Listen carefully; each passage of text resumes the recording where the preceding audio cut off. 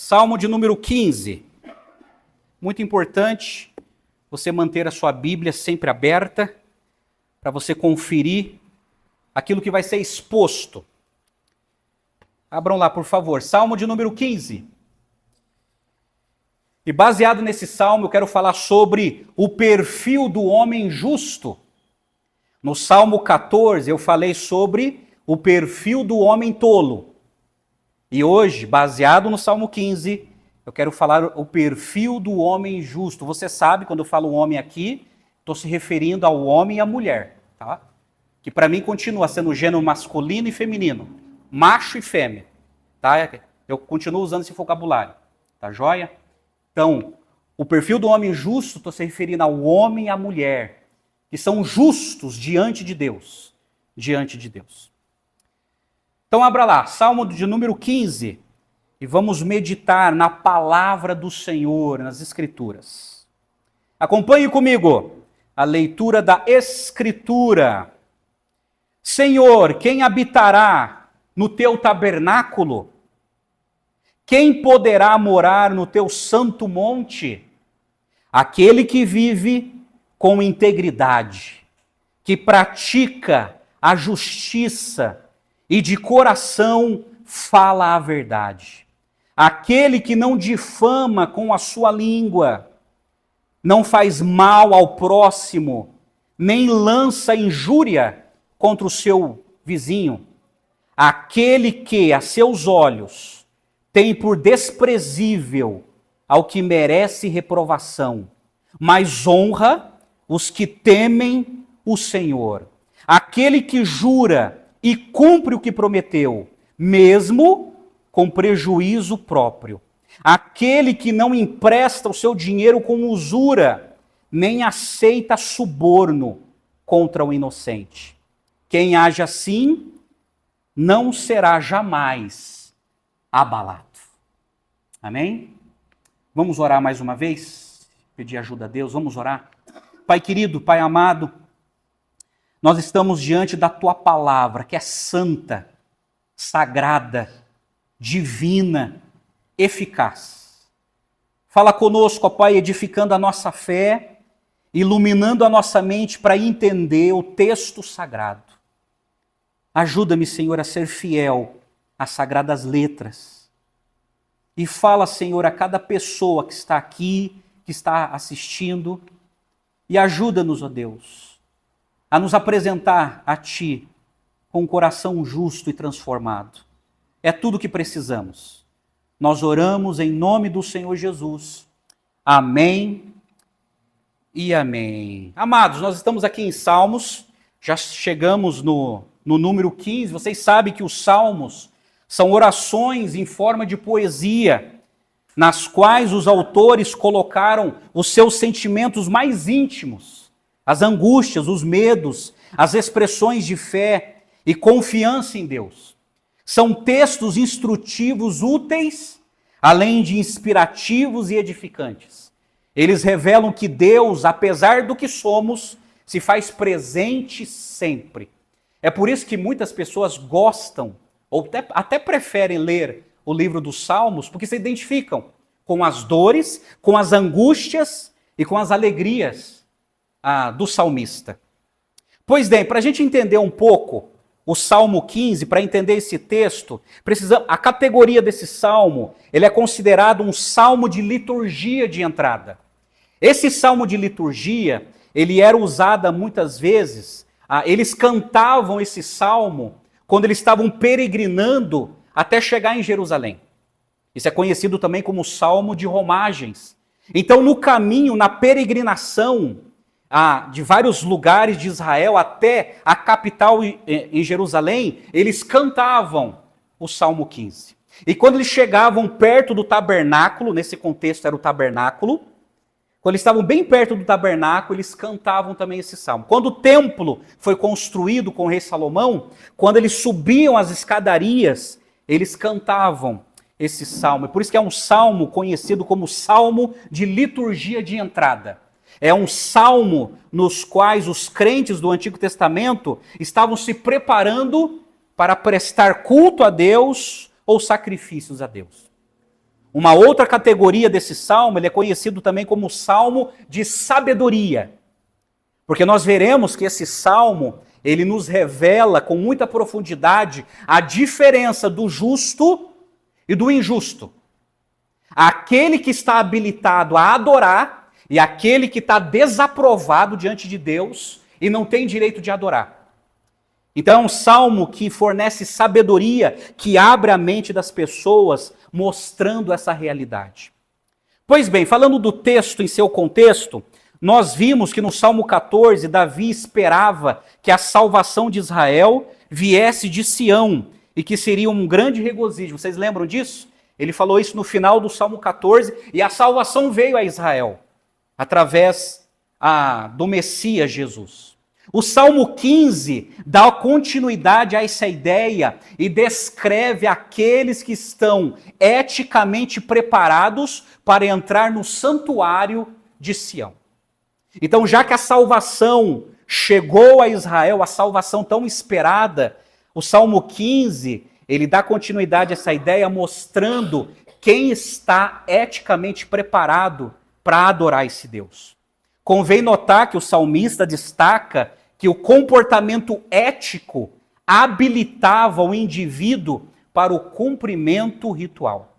Tá ok? Então o salmista deixa muito bem claro nesse texto que o comportamento ético habilitava a pessoa a cumprir os rituais do Antigo Testamento. Pois bem, a ocasião em que foi escrito esse Salmo de número 15, o Salmo 15, assim como o Salmo 24 que eu li no começo do culto, foi escrito na ocasião em que Davi levou a arca para Jerusalém. Isso está relatado em 2 Samuel, capítulo 6, verso 12, e 1 Crônicas, capítulo 15, verso 16. Mas alguns intérpretes, alguns consideram que esse texto aponta para a época de Absalão, em que Davi perdeu o acesso ao santuário em Jerusalém e os partidários de Absalão assumiram o controle. Então alguns intérpretes dizem que foi escrito na época que Absalão usurpou o trono de Davi. E Davi escreve esse texto dizendo assim: Senhor, quem é digno de entrar no teu santuário? Esses homens são dignos, será? De entrar no teu santuário e adorá-lo? Para outros, esse salmo é um salmo nostálgico, poético para o tabernáculo. Pessoas que tinham saudade da época do tabernáculo e do contexto do tabernáculo. Porque você sabe que de Moisés a Davi, eles se reuniam na tenda do encontro, ou no tabernáculo. E aí somente Salomão, que construiu o primeiro templo, que eles começaram a frequentar esse templo. Agora, só por uma questão de curiosidade, uma nota arqueológica, no Salmo 15, o Monte Santo de Deus é o Monte Sião, em Jerusalém, onde hoje fica o monte do templo e o santuário muçulmano chamado Domo da Rocha. Aí tem uma mesquita lá dos muçulmanos depois de uma invasão dos muçulmanos. Mas olha só, vamos falar sobre interpretação, um critério de interpretação. Quando nós olhamos o Salmo de número 15, nós precisamos interpretá-lo da maneira correta, tá ok? Mas antes de entrar na maneira correta de como se interpretar o Salmo, deixa eu trazer para vocês algumas observações sobre a interpretação dos judeus. Porque os judeus, eles eram muito zelosos. E é interessante que eles organizaram, por conta própria, 613 mandamentos na lei. Os judeus descobriram este número pelo seu hábito de fazer jogadinhas e pegadinhas com a escritura. Olha só o que eles fizeram. Eles achavam que o corpo humano tinha 248 ossos. Eles achavam naquela época. E assim acharam, eles classificaram 248 mandamentos positivos. Como o ano tem 365 dias, eles acharam 365 mandamentos negativos. Somando positivos e negativos, chega-se aos 613 mandamentos. Então os judeus nessa época, eles gostavam de fazer essas formulações. E essas acumulações, como os 10 mandamentos não eram suficientes, eles foram acumulando e fazendo essas contas. Fazendo essas contas. E tudo isso na tentativa de ser zeloso e na tentativa de conseguir se habilitar para poder buscar a Deus. Era um mecanismo de recompensa ou de preparação. Pois bem, o Salmo 15, nós precisamos entender e interpretá-lo da maneira correta. Porque o Salmo 15 não é uma prescrição para quem quer a salvação. O Salmo 15 não é o passo a passo de passos éticos para alguém se salvar ou se justificar. Pelo contrário, o Salmo 15 é uma descrição daquele que já é salvo. O Salmo 15 é uma descrição daquele que teve um encontro com Deus mediante Jesus. Então lembre-se, o Salmo 15, quando você olha todos esses mandamentos, todos esses preceitos, não é um passo a passo para a pessoa se salvar e se habilitar a entrar no santuário. Não, não é uma prescrição, é uma descrição de uma pessoa que já é salva, que já foi perdoada, que já foi regenerada, que já foi justificada por Deus. Então precisamos entender isso. Sabe por quê? Deixa eu te dar um exemplo no Novo Testamento. Como Jesus viu essa questão, vocês lembram do moço rico de Mateus 19? Ele chega diante de Jesus e faz uma pergunta pertinente. Ele pergunta assim: que bem farei para herdar a vida eterna? É a mesma coisa a pergunta do Salmo 15. Senhor, quem habitará no teu tabernáculo? Quem tem esse direito de morar no teu santo templo? Jesus, o que Jesus respondeu para ele? Jesus mandou para que ele guardasse os mandamentos. E aqui Jesus, ele apresentou os mandamentos horizontais, que tem a ver com o comportamento com o homem, com o seu semelhante. E aí, o moço disse que sempre guardou aqueles mandamentos. E Jesus expôs para ele os mandamentos, né? Porque ele perguntou quais são os mandamentos. Jesus respondeu: não matarás, não adulterarás, não furtarás, não darás falso testemunho, honra a tua mãe e o teu pai, amarás o teu próximo como a ti mesmo. Aí o jovem respondeu: tudo isso eu tenho obedecido. O que me falta ainda? Aí Jesus respondeu o que realmente faltava.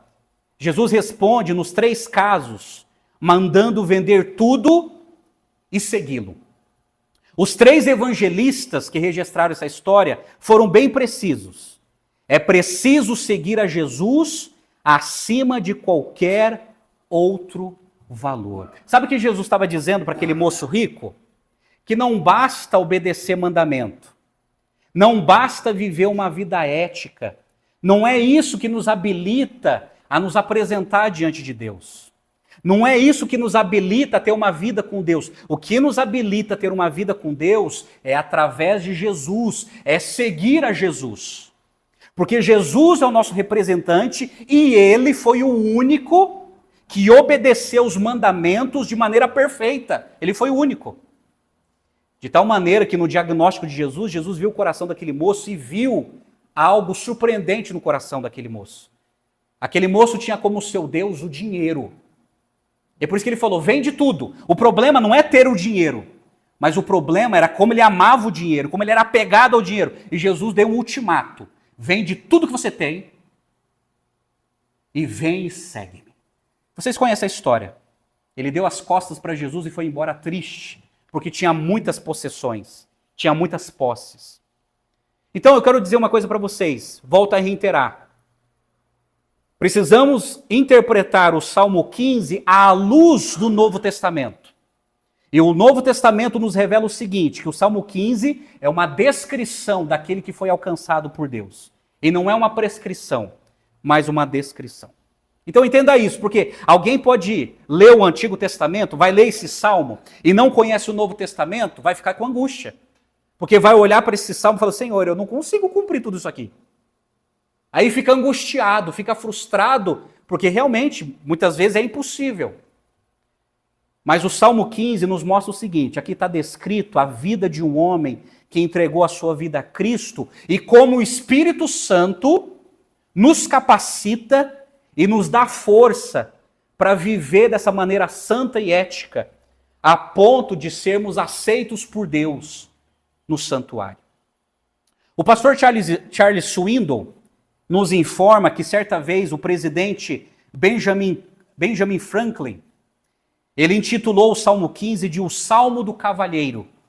Para o estadista norte-americano, esse salmo representa o padrão de vida pelo qual todo cavalheiro devia pautar o seu caminhar. No entanto, o Salmo 15 ficaria melhor descrito como o Salmo do cristão. Não por apontar o caminho através do qual alguém agradará ao Senhor e assim poderá obter a salvação, mas por informar o fruto de vida que alguém que o tenha encontrado agora produz. Então esse salmo, ele fala do tipo de fruto que nós precisamos produzir. Não é uma condição, se eu obedecer isso, vai ser uma condição de ser salvo. Não, o Salmo 15 nos revela que isso tem que ser fruto. Tem que ser fruto daquilo que nós produzimos em nossas vidas como cristãos. De acordo com esse salmo, são 11 os traços que destacam os justos dos injustos. Chamamos de destaques e não deveres, pois entendemos que todos são fruto do Espírito agindo no cristão. E o correto é ler este salmo na perspectiva da vinda de Jesus, que, como eu falei, sem Cristo é impossível agradar a Deus e nem se conseguirá praticar o que está dito no salmo. Por isso que o cristão o lê como alguém que já teve o problema com Deus resolvido, isso é, já foi salvo, já foi perdoado. Tudo foi graciosamente resolvido por Deus em Jesus Cristo. Então entenda isso. Isso aqui precisa ser fruto, precisa ser uma realidade na nossa vida. Isso tem que estar estampado em nossas vidas. Sabe por quê, gente? Porque isso tem que estar estampado em nossa vida. Porque Malaquias, capítulo 3, verso 17 e 18, olha só o que o profeta disse, usado por Deus. Ele falou assim: no dia em que eu agir, diz o Senhor dos exércitos, eles serão o meu tesouro pessoal. Eu terei compaixão deles como um pai tem compaixão do filho que lhe obedece. Então, vocês verão novamente a diferença entre o justo e o ímpio, entre os que servem a Deus e os que não servem a Deus, como disse o profeta Malaquias, sendo usado por Deus. Então eu quero apresentar para vocês o perfil do homem justo, o perfil do homem, da mulher que foi perdoada por Deus mediante o sacrifício de Jesus. Eu quero te apresentar os filhos de Deus, o perfil dos filhos de Deus. Agora eu quero chamar sua atenção para a exposição do texto. Eu quero explicar para você o texto. Olha o verso 1 comigo, quando tem uma pergunta solene: Senhor, quem habitará no teu tabernáculo? Quem poderá morar no teu santo monte? Então aqui é um convite, né? O rei Davi dizendo: Senhor, quem é digno de entrar no teu santuário, poder encontrá-lo, poder adorá-lo? Quem é digno a ponto de realmente conhecê-lo, para que o Senhor possa hospedá-lo no teu santuário? Porque é interessante que a palavra habitar e morar no hebraico é diferente. A palavra habitar no hebraico corresponde a um residente temporário. É aquele que é um hóspede, é aquele que vai ficar ali e depois vai embora. A palavra morar no hebraico significa residir de forma permanente. Então a ideia é a seguinte: o rei Davi está dizendo assim: Senhor, quem é digno de ser hospedado por ti, por ser acolhido por ti nesse santuário? E quem é aquele que vai residir de maneira permanente na tua presença, que sempre estará na tua presença? A ideia que o rei Davi está pintando aqui é que Deus é o anfitrião do homem e o homem como hóspede de Deus. É Deus hospedando aqueles que estão habilitados. É Deus acolhendo aqueles que estão habilitados a estarem na tua presença. Então é interessante essa pergunta e essa hospitalidade de Deus. Os peregrinos queriam habitar, queriam morar, eles queriam simplesmente entrar no santuário e louvar a Deus e adorar a Deus. Aí, entre os requisitos, versos de 2 a 5, tem 11 requisitos dos justos que poderiam habitar, que poderiam morar, que poderiam entrar no santuário de Deus. Agora olha o verso 2 comigo, quando começa assim: aquele que vive com integridade, que pratica a justiça e de coração fala a verdade. Aqui são os 3 primeiros requisitos que são positivos. Tanto a ação positiva como o discurso positivo são exigidos. Aquele que vive com integridade, ou aquele que anda. A palavra andar significa estilo de vida. A palavra andar é uma metáfora mostrando a integridade de uma pessoa, a integridade moral de uma pessoa. Então a palavra andar significa o estilo de vida que aquela pessoa tem. A pessoa que vive em integridade. Agora olha só, de acordo com a teologia hebraica, o andar do homem santo era obedecer à lei de Moisés. Então integridade aqui, o rei Davi está dizendo, aquele que tem desejo e vontade de obedecer à lei que foi dada por Deus. É aquele que tem deleite nos mandamentos de Deus e ama a palavra de Deus. Agora é interessante que a palavra integridade, no hebraico, significa inteiro. Não é uma pessoa dividida. Significa completo. Não é uma pessoa pela metade. Integridade significa sadio. Não é uma espiritualidade doentia. É uma pessoa forte. É uma pessoa sólida. Então a palavra integridade, ela contempla todas essas qualidades. Não é uma pessoa de mente dividida. Isso é, que se deleita nos prazeres do mundo, mas ao mesmo tempo quer se deleitar na palavra de Deus. Não é uma pessoa incompleta, mas é uma pessoa que ela quer se jogar, ela quer amar a Deus. Isso é uma pessoa íntegra, que o rei Davi está dizendo, que vive em integridade, ela é completa, ela não vive pela metade, ela tem fome de Deus, ela tem uma espiritualidade forte, ela sempre quer buscar a Deus, e ela não tem dúvida disso. Mas daí ele fala um outro requisito, que pratica a justiça. Isso aponta positivamente para as boas obras, como foi falado em Efésios capítulo 2. Em consonância com os ditames da lei, especialmente no amor a Deus e ao próximo. Então, justiça aqui está se referindo à obediência a Deus. É aquele que tem vontade, que tem desejo e que tenta, da melhor maneira possível, a obedecer a Deus, apesar das suas falhas, apesar das suas imperfeições. E ela prioriza a justiça de Deus. A justiça de Deus.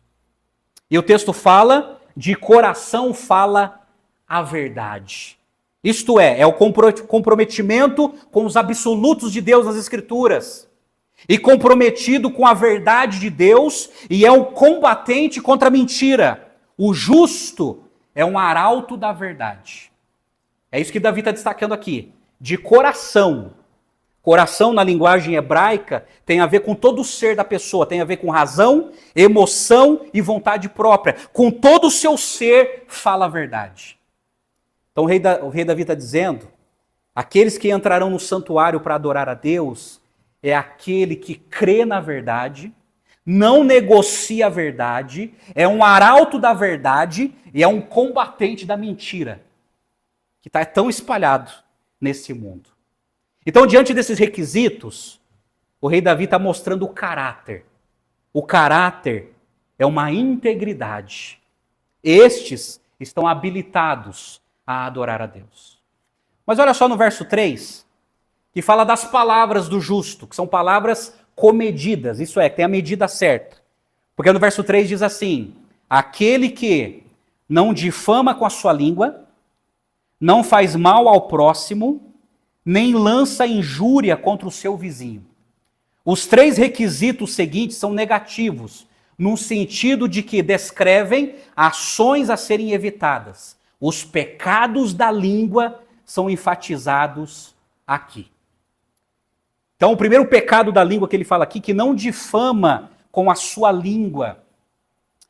Essa palavra também no hebraico, ela tem a ideia de andar por aí, ou tropeçar. Ela traz um significado de andar por aí espionando, que traz a ideia de viver fofocando. Então a ideia aqui, no hebraico, não difamar, não difama com a sua língua, é aquela pessoa que não fica espionando para depois ficar fofocando, ficar falando da vida dos outros. E aí, o rei Davi está dizendo o seguinte, olha, vai entrar somente aquele que não difama com a sua língua, que não levanta, que nem promove fofocas. Mas daí ele fala assim, que não faz mal ao seu próximo.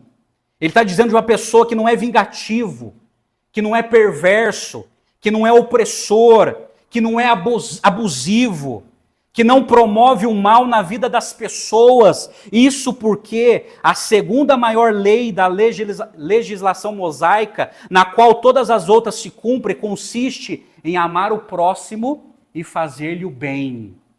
Então é a pessoa que não promove o mal na vida de outrem, mas que promove o bem. Isso é, pessoas que são instrumentos de bênção e não de maldição para prejudicar o outro. E o rei Davi está dizendo, esse é um requisito para entrar no santuário. Nem lança injúria contra o seu vizinho. O homem justo não fere o próximo mediante palavras ou atos, nem participa de campanhas de maléficos. Ele mesmo não é tetrador, nem caluniador e não participa de maledicências. Então é a pessoa que não quer se envolver com malícias, com maledicências. Não quer se envolver com motim, não quer se envolver com confusão. É a pessoa que não lança injúria contra o seu vizinho. Vocês estão vendo que a maioria dos requisitos aqui está na ordem de mandamentos horizontais, que tem a ver com o nosso comportamento com o outro. Você sabe por quê? O Salmo 15 nos revela aquilo que o Novo Testamento revela. O tipo de compromisso que a gente tem com Deus reflete no tipo de comportamento que a gente tem com o nosso próximo. Então, se nós somos pessoas más, vingativas, que promove o mal, que prejudica as pessoas, isso revela a debilidade de relacionamento que essa pessoa tem com Deus. Não tem como falar que essa pessoa tem um relacionamento com Deus se ela vive prejudicando o seu próximo. Não tem como, não combina. A espiritualidade cristã, ela desmonta essa falsidade. Não existe isso. É por isso que Davi fala, nem lança injúria contra o seu vizinho. Mas no verso 4, fala da lealdade desse justo que é definida. E no verso 4 diz assim, aquele que, a seus olhos, tem por desprezível ao que merece reprovação, mas honra os que temem o Senhor, aquele que jura e cumpre o que prometeu, mesmo com prejuízo próprio. Aqui tem 3 requisitos positivos. Agora presta atenção nisso aqui. Tem por desprezível ao que merece reprovação. Tem uma tradução que diz assim, que tem por desprezível o réprobo, ou perverso. Sabe o que o rei Davi está dizendo aqui? É estranho, porque aqui parece uma rejeição à pessoa, né? Mas no Antigo Testamento era assim mesmo. No Antigo Testamento existia uma certa rejeição para quem amava a maldade. Mas o que o rei Davi quer destacar aqui é que o homem justo, a mulher justa, ela reprova o erro. Ela não se coaduna com o erro. O homem justo reprova o erro, reprova a calúnia, reprova a mentira. Então o homem justo sempre vai apreciar coisas boas e vai reprovar coisas ruins. É por isso que ele fala aqui que ele reprova aqueles que merecem a reprovação, mas ele honra os que temem a Deus. Essa é uma característica do homem justo. Ele vai apreciar o que é bom, ele vai honrar o que é bom, mas ele vai reprovar aquilo que está errado na vida das pessoas. Não tem como. No original, o perverso, está falando de uma certa rejeição. Então Davi está destacando o seguinte, ó, é aquele que reprova, o justo ele reprova aquele comportamento e ele não se coaduna com aquele comportamento. Por isso que ele reprova. Aqueles que merecem reprovação, porque aqueles que merecem reprovação são aqueles que amam em viver no erro. Amam viver em desobediência. Aí o justo reprova esse comportamento. De tal maneira que a palavra réprobo significa desprezo pelo que é infame. O justo tem que reprovar certas coisas, desprezar o erro e detestar o mal. Como está em Romanos capítulo 12, Paulo fala que nós precisamos não detestar as pessoas, mas detestar o mal que há nas pessoas e nesse mundo. E ele fala aqui, mas honra os que temem o Senhor. O homem justo é ele mesmo, alguém que teme a Deus e honra os dotados de genuína espiritualidade. Então essa é a sua lealdade. A sua lealdade faz apreciar o que é bom e faz reprovar o que é mal. Agora olha o verso 5. Não, ainda não, no verso 5. No verso 4 diz assim, aquele que jura e cumpre o que prometeu, mesmo com prejuízo próprio. Aí eu fui consultar, gente, várias traduções que lançam mais luz no entendimento. Por exemplo, a Ara, Almeida, Revista Atualizada, diz assim, o que jura com dano próprio e não se retrata. Aí a NVI é mais clara, diz assim, que mantém a sua palavra, mesmo quando sai prejudicado. Lançou mais luz. E aí a Bíblia, a linguagem de hoje, diz assim, aquele que cumpre o que promete, mesmo com prejuízo próprio. E a Bíblia, Almeida, século 21, diz assim, o que não volta atrás, mesmo quando jura com prejuízo. Sabe o que o rei Davi está dizendo aqui? Que essa é aquela pessoa que fez um juramento, e no ato do juramento, ou no caminho do juramento, essa pessoa ficou prejudicada. Mas ela manteve a sua palavra. Ela manteve a sua palavra e cumpriu. Mesmo sendo prejudicado, mesmo sendo lesado. Então aqui o rei Davi está dizendo daquelas pessoas que têm palavra, que fez um juramento, que demonstrou uma palavra, e no caminho da concretização daquilo que foi acordado, a pessoa viu que ia ser prejudicado. Aí a pessoa não fez um jeitinho brasileiro para se livrar, não, a pessoa assumiu o erro, assumiu as falhas. Esse é o tipo de pessoa que o rei Davi está dizendo aqui. É a pessoa que mantém a sua palavra mesmo quando sai prejudicado. É uma pessoa de caráter, que mantém um juramento mesmo quando enfrenta prejuízos. A palavra aqui, prejuízo, no hebraico, é aquele que não muda de ideia. Então é aquele que fez um juramento, é aquele que deu a sua palavra, mas que na metade do caminho percebeu que ia ser prejudicado, mas que não mudou de ideia e foi até o fim, mesmo sendo prejudicado. Então é uma pessoa de palavra. É uma pessoa que não espera só vantagens, mas é uma pessoa que cumpre a sua palavra, mesmo sendo prejudicado. Mas daí no verso 5 fala dos tratos desse justo, que são tratos honrosos, porque ele diz assim, aquele que não empresta o seu dinheiro com usura, nem aceita suborno contra o inocente. Aqui nós temos dois requisitos negativos. Olha que interessante. Aquele que não empresta o seu dinheiro com usura.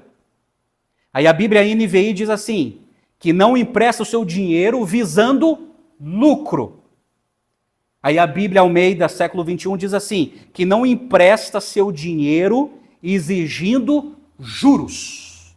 Aí a gente precisa entender isso aqui no seu contexto, porque um hebreu, no antigo Israel, um hebreu não podia emprestar dinheiro a um irmão hebreu e esperar juros de empréstimo. Tinha uma lei, lá em Êxodo 22, 25, diz assim, se você emprestar dinheiro a alguém do meu povo, ao pobre que está com você, não trate com ele como um credor que impõe juros. Então essa era uma lei que tinha no Antigo Testamento. Interessante que a palavra usura no hebraico é mordida. literalmente é mordida. Então não adianta você olhar para uma pessoa, querer explorar a pessoa e dar uma mordida no dinheiro da pessoa. Arrancar um filézão dos ganhos de uma pessoa. Agora é interessante que naquela época, os juros, as taxas de juros ultrapassavam os 50%. Mas Deus colocou rigorosos princípios regulando os atos de emprestar e tomar dinheiro emprestado, como por exemplo, Deuteronômio capítulo 23, verso 19. Olha só como Deus regulou isso. O Moisés escreveu assim: de um compatriota vocês não devem cobrar juros ao emprestarem dinheiro, comida ou qualquer coisa que se costuma emprestar com juros. Aos estrangeiros vocês podem emprestar com juros, porém, aos seus compatriotas vocês não devem emprestar com juros, para que o Senhor seu Deus os abençoe em todos os seus empreendimentos na terra que vocês vão possuir. Então olha só, no antigo Israel, um israelita não podia cobrar juros de um outro israelita, mas podia cobrar de um gentil, de um estrangeiro. Mas mesmo assim, era proibido a extorsão e a opressão. Olha só, Êxodo 23, 9, Moisés escreveu assim: não oprima o estrangeiro, vocês sabem o que é ser estrangeiro, pois foram estrangeiros na terra do Egito. E em Levítico 19, verso 33, Moisés escreveu assim: não oprimam o estrangeiro que peregrinar na terra de vocês, tratem o estrangeiro que peregrina entre vocês como tratam quem é natural da terra. Amem o estrangeiro como amam a vocês mesmos, pois vocês foram estrangeiros na terra do Egito. Eu sou o Senhor, o Deus de vocês. Então sabe o que o rei Davi está trazendo aqui, numa linguagem comercial? Um israelita não podia cobrar juros do outro. Isso era quebra de fraternidade, quebra de irmandade. Mas podia cobrar do estrangeiro, mas mesmo assim, o hebreu não poderia promover nem extorsão e nem opressão, porque naquela época quem pedisse empréstimo é porque estava em extrema necessidade. E uma pessoa em extrema necessidade não pode ser explorada com altas taxas de juros. Isso é falta de misericórdia, é falta de generosidade, é querer ganhar em cima da miséria dos outros.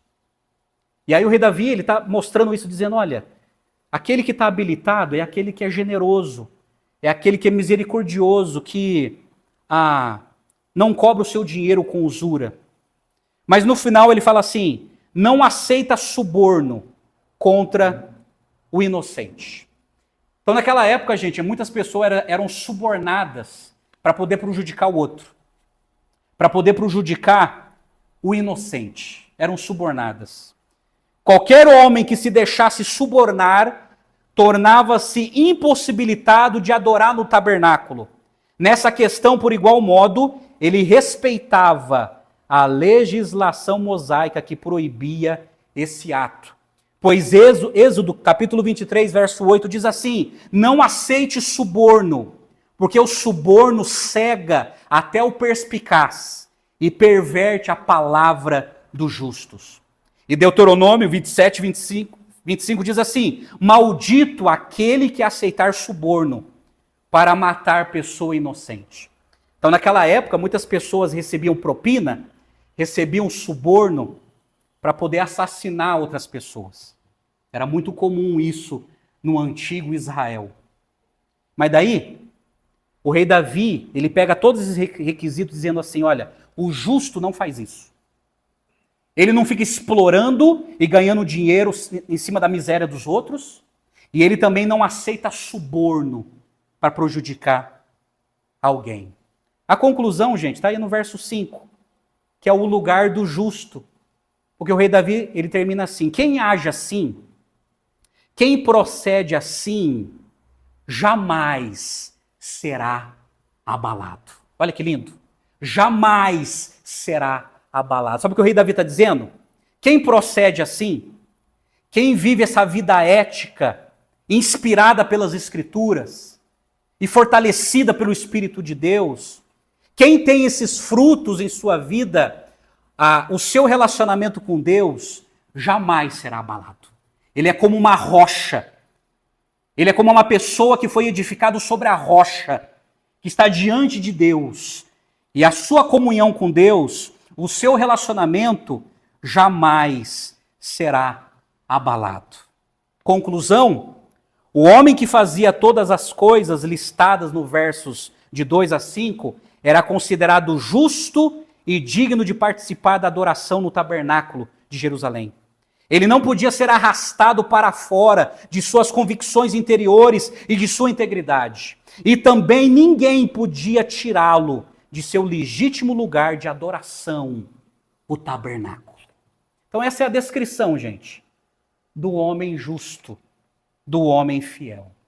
Mas olha só, vamos para a aplicação? Eu já trouxe uma explicação, mas aplicação, como esse texto é aplicado em nossas vidas nos dias de hoje? Como esse texto pode ser uma realidade em nossas vidas? Eu quero te apresentar 3 lições. 3. São 3 lições que eu tiro daqui, porque são 3 são as áreas de destaque. Como eu falei, o rei Davi, ele escreveu esse salmo para mostrar a diferença entre o justo e o ímpio, entre aquele que teme a Deus e o injusto. E o rei Davi deixa bem claro que o justo, ele se destaca, como está descrito no Salmo. E são 3 lições. Primeiro, o justo se destaca pelo caráter que tem. O justo se destaca pelo caráter. Você pode repetir comigo? Caráter. Caráter. Grave isso aqui. Caráter. Caráter. E quando ele fala sobre caráter, ele fala sobre integridade. Como eu falei, o que é uma pessoa íntegra? É uma pessoa completa, inteira, sadio, forte, sólido. É uma pessoa inteira e não dividida. Não é uma pessoa que está com o coração dividido. Não sabe se vai servir a Mamon, se vai servir o mundo ou se vai servir a Deus. É uma pessoa íntegra, completa. É uma pessoa que é honesta, é honesto com Deus, com o próximo e consigo mesmo. É uma pessoa íntegra. É uma pessoa que sabe o que quer. É uma pessoa que quer ficar do lado de Deus. Eu pergunto para você, você se destaca por esse caráter? Você é íntegro? Ou você tem um coração dividido? Ou você tem um coração doentio? Não é sadio? Na língua portuguesa, a palavra integridade vai na mesma direção. Integridade vem do latim. E olha que interessante, significa não tocado, intacto, preservado, não danificado, não dividido, não fingido. Olha que expressão. Alguém que não tem vida dúplice, é uma totalidade. É verdade, é uma pessoa que não tem uma vida de falsidade, de fingimento. Por exemplo, o teólogo James Boyce, ele diz o seguinte sobre a pessoa íntegra. A pessoa íntegra é a mesma pessoa de segunda a sábado e no domingo pela manhã pela igreja. É a mesma pessoa. Não é uma pessoa que em casa, no casamento é uma coisa, em casa é uma coisa, com os vizinhos é uma coisa, com os colegas de trabalho é uma coisa e na igreja é outra coisa. São várias máscaras, várias facetas. Não, é a mesma pessoa. É a mesma pessoa íntegra, completa, sadia. Não é uma pessoa dividida. Não é uma pessoa que vive várias personagens em diferentes contextos. É uma pessoa íntegra. E, gente, como eu falei, isso aqui é a descrição do homem justo. Isso aqui não é uma prescrição. Isso aqui tem que ser fruto na nossa vida, tem que ser realidade. Eu pergunto para você, você é uma pessoa íntegra? Você é a mesma pessoa em casa? E aqui na igreja? Se eu perguntasse para sua esposa, o que sua esposa falaria de você para mim? Se eu perguntasse para o seu marido, o que o seu marido compartilharia comigo sobre o seu comportamento, se você é uma pessoa íntegra? E no seu trabalho?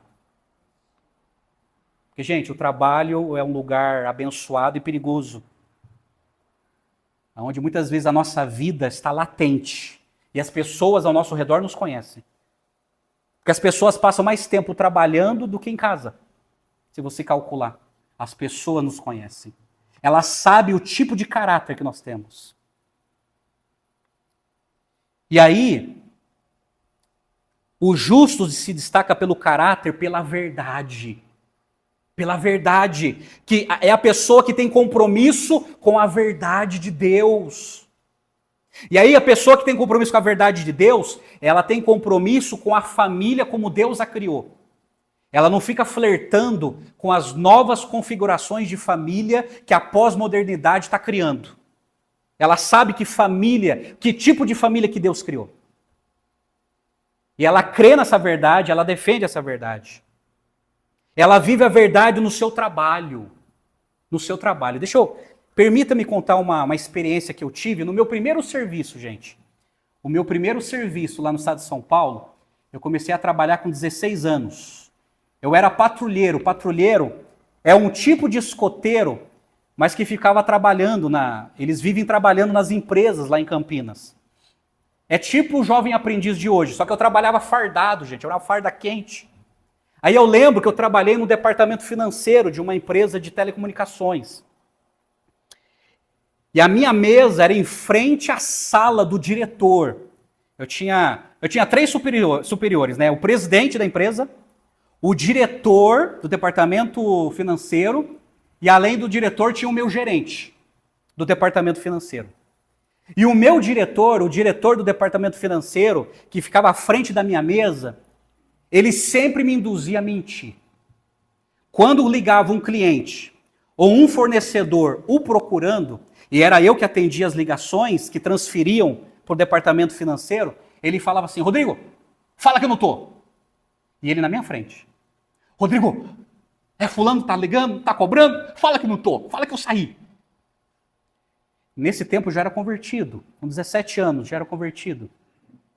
E isso começou a me incomodar. Até que um dia eu fui pro checkmate e cheguei assim, posso falar uma coisa com o senhor? A partir de hoje, com todo respeito, eu não vou mais mentir por causa do senhor. Como assim, Rodrigo? Não, eu não vou mais mentir quando o senhor me pedir para mentir. Então eu vou fazer o seguinte, eu vou segurar a bomba, eu vou falar assim, que o senhor está ocupado e que nesse momento não pode atender. Então me passa aqui o seu número que depois ele retorna. Pode ser? Tá bom, Rodrigo, pode ser. Agora, sabe o que é interessante? Que todos os membros, todos os componentes do departamento financeiro mentiam. Porque ele conduzia os outros a mentirem. Aí eu barrei isso e passei a não mentir. Sabe o que isso se transformou? Ele começou a compartilhar certas coisas para mim que ele não compartilhava com os outros membros do departamento financeiro. Uma confiança foi criada. Porque a verdade foi estabelecida. É isso, gente. O justo se destaca pelo seu caráter, porque ele vive a verdade e ele não aceita a mentira, seja de quem for. Seja de quem for. Seja o superior que seja sobre você. Você não deve se dobrar diante das mentiras dos outros. Você não deve se dobrar diante das malandragens, diante das manobras e diante das mentiras dos outros. Você não pode ser boneco na mão das pessoas, dos poderosos. Isso é uma marca de quem tem caráter. Que quem tem caráter pratica a verdade. 1 Coríntios capítulo 13, verso 6, o apóstolo Paulo diz assim, o amor não se alegra com a injustiça, mas se alegra com a verdade. 2 Coríntios 13, verso 8, Paulo escreveu assim, porque nada podemos contra a verdade, senão a favor da verdade. É isso. Só que essa verdade, ela tem que ser dita com doses de amor. Por exemplo, o pastor John Stott, ele falou assim, a verdade torna-se dura se não estiver suavizada pelo amor. Mas o amor torna-se mole se não for fortalecida pela verdade. Por isso que Paulo escreveu em Efésios 4,15, mas, seguindo a verdade em amor, cresçamos em tudo naquele que é a cabeça, Cristo. Cristo. Então o justo, ele se destaca pelo seu caráter, porque ele é íntegro e ele pratica a verdade e ele rejeita aquilo que é reprovável. Ele rejeita. Gente, essa é a vida do cristão. Deixa eu falar uma coisa para você. Ser cristão não tem como viver politicamente correto. Não tem como. Ser cristão não tem como fazer a política da boa vizinhança. Em qual sentido? O cristão é aquele que aprecia coisas boas, mas que reprova coisas ruins que ofendem a santidade de Deus. Não tem como, gente. O cristão é uma pessoa de posição. O cristão foi chamado para uma vida de coragem, não para uma vida de covardia. Essa é a diferença, gente. Essa é a marca do justo, que tem caráter. O cristão deve ter uma posição definida. Como eu falei, ele reprova aquilo que é vil. Ele despreza aquilo que é infame. Ele despreza o erro. Ele detesta o mal. E ele pratica a justiça. Isso é, ele tem desejo de praticar a justiça e não concorda com a injustiça. Por isso que Jesus falou, bem-aventurados que têm fome e sede de justiça, porque serão fartos. Esse é o justo do Salmo. Esse é o justo que todo cristão é, porque é fruto. Como eu falei, não é condição, é fruto. Isso aqui tem que exalar em nossas vidas, tem que transparecer, tem que iluminar esse mundo com esses requisitos. Com esses requisitos. Então lembre-se, o justo se destaca pelo caráter. Segundo, o justo se destaca pela conduta. Pela sua conduta. Primeiro, ele não vive na exploração. Ele não vive na exploração. Assim como um hebreu, ele não vive explorando a miséria alheia. Olha só, eu não tenho nada contra o capitalismo, mas o problema é o capitalismo selvagem. Quando as pessoas visam lucro em cima da miséria dos outros. Isso chama-se exploração. Exploração. Isso é terrível. Então, olha só, cuidado com a sua conduta na área comercial. Seja justo. Seja justa. Cuidado. Permita-me contar um outro testemunho. Lá na minha terra, eu trabalhei na área de vendas também numa loja, mas só não vou falar o nome da loja. E é interessante que nessa loja eu fui treinado e orientado a como enganar clientes, colocando preços altos diante de produtos inadequados. Olha que não é terrível isso, gente? Não é terrível isso? Agora eu converso com a minha esposa. Minha esposa foi gerente durante mais de 20 anos, ela trabalhou no comércio também. E ela recebeu cursos, e ela também, antes da conversão dela, ela dava cursos, ela ensinava os funcionários a como ludibriar os clientes. Por isso que tem muita coisa assim que eu não acredito na área de vendas, não acredito. Se não for uma coisa justa, íntegra, transparente, é só enganação. Só enganação. Então toma cuidado, uma pessoa justa, ela se destaca pela sua conduta na área comercial. O que aconteceu quando eu recebi esse curso, eu trabalhei só 5 meses nessa loja. E como eu já era cristão, saí fora. Falei, não, eu não quero me compactuar com isso não, vocês estão enganando os clientes. Vocês estão enganando, vocês estão ludibriando. Eles não sabem isso. Aqueles que não pensam não sabem disso. Mas se entrar um economista aqui, uma pessoa estudada, na hora ele vai perceber que está sendo enganado. Eu saí de lá. Então, o justo se destaca pela sua conduta na área comercial. O justo, ele se destaca com a sua conduta na área de pagamentos.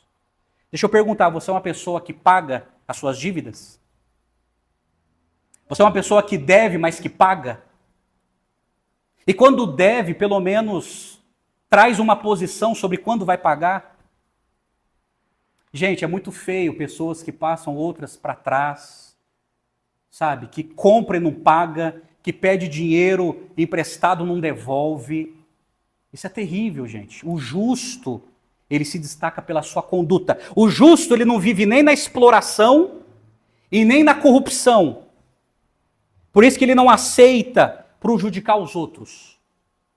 Ele não aceita receber benefícios maléficos. Exatamente. Pessoas que inventam mentiras e manobras para se aposentar mais cedo. Pessoas que inventam mentiras para receber aposentadoria. Baseado em mentiras, não baseado em verdades. Pessoas que inventam mentiras para receber benefício do governo. Baseado em mentiras, não em verdade. Gente, tudo isso é reprovável. Tudo isso é reprovável. O justo, ele se destaca pela sua conduta. O rei Davi está dizendo no Salmo, olha, o justo não vive assim, nem na exploração e nem na corrupção. Ele quer viver livre disso. Ele pode viver numa nação corrupta, mas ele é justo. E mesmo que ele seja prejudicado, ele continua sendo justo. Isso tem que ser fruto, gente. Isso tem que ser realidade na nossa vida. Tem que ser realidade. Terceira e última lição. O justo se destaca pelo controle. O justo se destaca pelo caráter. O justo se destaca pela conduta. O justo se destaca pelo controle. Controle do quê? Da língua. Porque ele fala assim, não usa a língua para difamar. A palavra difamar é afirmar e divulgar fatos que ofendem a reputação de alguém. Que não usa a língua para caluniar ou promover injúria. O que é injúria? Mentira, lorota, invenção. É dizer de forma mentirosa que alguém cometeu um crime ou cometeu um erro. Injúria é atribuir palavras ou qualidades negativas à pessoa, como xingamentos e ofensas, às características dela, inclusive por sua opinião. Só porque tem uma opinião diferente. Então, o justo, ele se destaca pelo controle, porque Provérbios, capítulo 11, verso 9, diz assim, o hipócrita com a boca danifica o seu próximo, mas os justos são libertados pelo conhecimento. Libertados pelo conhecimento do quê? Das Escrituras, da vontade de Deus. Deus não quer que eu proceda assim nesse mundo. Amados, esse é o justo. É aquele que foi justificado por Deus. É aquele que foi perdoado por Deus. E o fruto é isso. Caráter, conduta e controle. É isso que está na vida dos justos. Amém, gente? Eu termino como o rei Davi. Quem assim procede, nunca será abalado. O justo está seguro nas mãos do seu Senhor. Por isso que em João capítulo 10, verso 28 e 29, Jesus falou assim, eu lhes dou a vida eterna, elas jamais perecerão, ninguém as poderá arrancar da minha mão. Meu Pai que as deu para mim é maior do que todos, ninguém as pode arrancar das mãos de meu Pai. Quando o rei Davi diz assim que ele não vai ser abalado, é porque esse justo conhece a Deus. Ele foi convertido por Deus. E ele traz na sua vida as marcas éticas de Deus. Ele tem na sua vida. Quem a Cristo se rendeu, recebendo pela fé, jamais perecerá. Então aqui volta a pergunta, quem poderá entrar no santuário de Deus? O salmista ele demonstrou aqui o seu desejo, desfrutar da presença do Senhor. Todos aqueles que amam a Deus têm desejo de desfrutar da presença de Deus. Eu termino com uma palavra de Tomás de Aquino. Ele escreveu que 3 coisas são necessárias. Saber o que se deve crer, segundo, o que se deve desejar, e como se deve viver. Deve-se crer em Cristo, desejar a Deus acima de tudo e de todos, e viver em retidão e justiça. É isso que o Salmo 15 fala. Então, amados, o Salmo 15, ele revela a vida do cristão. O Salmo 15 é o Salmo do cristão que mostra que o cristão, o justo, ele é destacado pelo caráter, pela conduta e pelo controle. Amém, gente? Essa é a descrição do justo. A minha oração é que Deus nos ajude. Que Deus nos ajude, que isso seja fato e fruto na nossa vida. Que nós possamos ser reconhecidos por esses requisitos que o próprio Deus implanta em nós através da presença do Espírito Santo. E aí, são esses justos que entrarão na presença de Deus e adorarão a Deus. Agora lembre-se, só entramos na presença de Deus mediante o sacrifício que Jesus fez por nós, que nos religou a Deus e que transformou as nossas vidas a ponto de termos esses requisitos. A minha oração é que isso seja verdade. Que isso seja verdade entre nós. Que Deus nos transforme. Que Deus mude a nossa vida de uma vez por todas. Vamos orar? Vamos nos colocar, vamos clamar por misericórdia, vamos nos colocar diante de Deus, que Deus nos ajude, que Deus nos perdoe. Pai querido, nós estamos na Tua presença, ó Deus. E esse salmo é uma descrição do cristão, dos justos que o Senhor chamou e perdoou. Ó Pai, transforma as nossas vidas, perdoa-nos, ó Deus, se esses requisitos não são encontrados em nossas vidas. Nós nos arrependemos, ó Deus. Nós nos arrependemos e com os corações arrependidos, nos colocamos na Tua presença, ó Pai. Que o Senhor nos perdoe, que o Senhor nos purifique e que o Senhor nos transforme.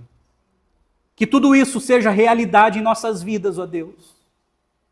Que as nossas vidas sejam um impacto nesse mundo para que os justos venham se destacar diante de um mundo de injustiça. Que o Senhor nos ajude, Pai. Que o Senhor venha esculpir em nós a cada dia a imagem do Teu Filho amado, Jesus Cristo, que morreu por nós, pagando pelos nossos pecados, para nos dar uma nova vida. Nós oramos agradecidos em nome do Senhor Jesus. Amém e amém, Senhor.